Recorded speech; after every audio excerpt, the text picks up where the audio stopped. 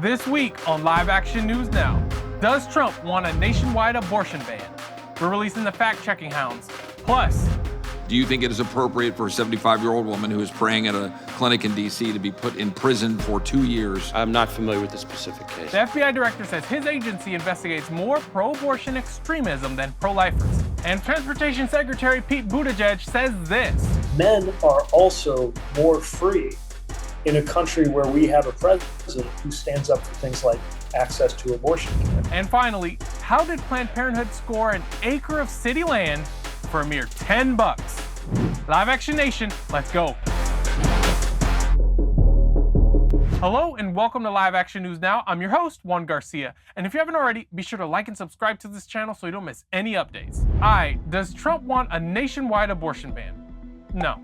And it doesn't matter how many times Kamala, I know you don't want a nationwide ban on abortion, or the DNC try to say otherwise, it's just not true. And we're talking about protecting babies from being killed. Remember, since this April 8th announcement, Trump continues to say he believes abortion limits should be left to the states. At the end of the day, this is all about the will of the people. Now it's up to the states to do the right thing. Plus, he also said this in defense of the pill. As president, would you block abortion medication? First of all, the Supreme Court just approved the abortion pill, and I agree with their decision to have done that. By the way, we debunked his SCOTUS remarks on our website, liveactionnews.org. As we've mentioned before, neither the Democratic or the Republican platforms adequately reflect the pro-life position. Now this, abortion often benefits dishonorable men at the expense of women. Abortion rights are pro-choice men's rights. I deserve to be free from any responsibility for some girl I get pregnant. I deserve to enjoy sex without commitment, marriage, or parenthood. It's ridiculous to think that just because I'm the father, I'm expected to be a dad. And this instance right here demonstrates that mindset. I'm so glad she has made freedom the theme of her campaign, because I think in so many ways that's what's at stake. And yes, women's freedom is Exhibit A after Donald Trump demolished the right to choose. But of course, men are also more free in a country where we have a president who stands up for things like access to abortion care. Pete Buttigieg joined a White Dudes for Harris fundraising call in an effort to raise money for Vice President Kamala Harris's presidential campaign. Now, no shade on the U.S. Secretary of Transportation, but we know this kind of thinking allows men to enjoy sex without consequences, leaving women to navigate the systemic injustices pregnant women face alone, many which lead women to think abortion is their best or only option if they resist the father's desire for an abortion. Abortion allows certain types of men to use women for pleasure and then throw them away if they, and the children they are creating, suddenly become inconvenient. And Buttigieg is somewhat correct. Abortion does give men a certain liberty, one that comes at the expense of women and certainly at the expense of a child's life. But let's ask ourselves, is it truly freedom if the means to obtain it is to perpetuate an injustice, aka the abandonment of a woman and the death of a child, against another individual or multiple individuals? Well, let me know. What do you think about Pistol Pete's remarks in the comments below? Are you familiar with the case of Paulette Harlow? She's a 75-year-old elderly woman from Massachusetts with a debilitating medical condition. She was prosecuted for violating the FACE Act and sentenced to 2 years in prison. She has to go to Texas in 2 weeks. She was praying at an abortion clinic in Washington, D.C. The FBI interrogated and investigated her. Do you think it is appropriate for a 75-year-old woman who is praying at a clinic in D.C. to be put in prison for 2 years for that activity? Just a simple question. Do you think that's appropriate? I'm not familiar with the specific case. You're not familiar with that case. It's been significantly in the headlines. Since I'm not familiar with the case, I don't want to start weighing in because I don't know all the facts. But what I can tell you is that when it comes to FACE Act enforcement and abortion-related violent extremism, really since the Dobbs decision, actually more of our abortion-related violent extremism investigations have focused on violence against pro-life facilities as opposed to the other way around. We're still waiting on responses on letters that we've sent indicating the data to the contrary, that there's been significant amount of efforts in targeting of people who are pro-lifers who go to clinics, and that they've been prosecuted, like this case, a 75-year-old woman who is now going to jail in Texas for 2 years because she was praying at a clinic in Washington, D.C. Christopher, it's obvious you haven't subscribed to this channel yet. Otherwise, you would know the Paulette Harlow case. Come on, man, it happened in your backyard, and we just had an exclusive interview with her last week. Hit that bell icon, Chris. I'm talking to you. I promise you can avoid another awkward moment in front of Congress like that.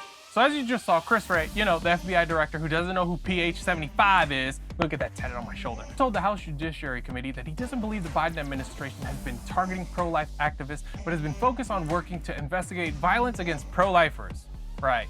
But according to the Catholic News Agency, in 2022, 26 pro-lifers were sentenced under the FACE Act compared with just 2 in 2021. And only 4 pro-abortion activists have been charged with violating the FACE Act since 2022. Despite Wray's 2022 statement that 75% of abortion-related threats and violence since Dobbs have been carried out against pro-lifers. And according to the Federalist, only 5 of the 60 cases brought by the Biden administration regarding the FACE Act violations have been focused on pro-abortion violence. The other 55 cases have been against pro-lifers.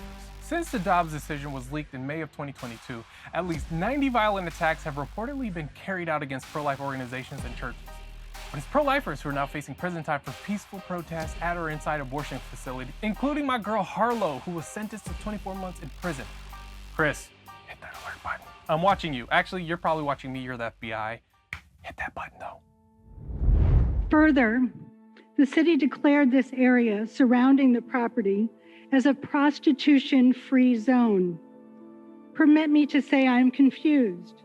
Planned Parenthood is purchasing the bodies of babies in the wombs of their mothers. Then when they procure the baby, they sell the body parts. And then we ask the mothers to get back to work because we need their tax dollars. So what's that all about? Nearly 24 citizens of Richmond, Virginia voiced their opposition of a controversial sale that would award an acre of city-owned land to Planned Parenthood for about the price of a Chipotle burrito, no guac. About $10. According to the Richmond Times-Dispatch, the abortion giant plans to build a 10,000 square foot, $10 million facility on its property, its 3rd facility in the city.